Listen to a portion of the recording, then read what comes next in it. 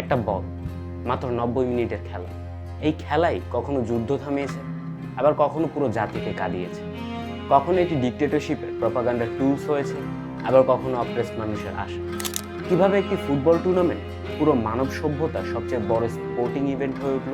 1904 সালে প্রতিষ্ঠিত হয় ফিফা। তখন ফুটবল তো জনপ্রিয় ছিল, কিন্তু ফুটবলের কোনো গ্লোবাল চ্যাম্পিয়নশিপ ছিল না। অলিম্পিকে ফুটবল থাকলেও তা পুরোপুরি প্রফেশনাল ছিল না।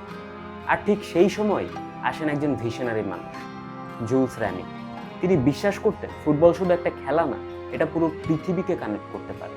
1924 সালের প্যারিস অলিম্পিকে উরুগুয়ে যখন 60,000 দর্শকের সামনে তাদের ডমিনেশন দেখায়, তখন র্যামিট বুঝে যান football is ready for its own world stage. 1928 সালে আমস্টারডাম ফিফা কংগ্রেসে তিনি ওয়ার্ল্ড কাপের প্রপোজাল দেন।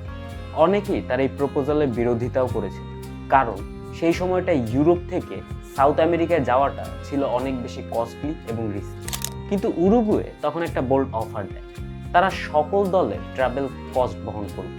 আর এভাবেই জন্ম নেয় ফিফা ওয়ার্ল্ড কাপ।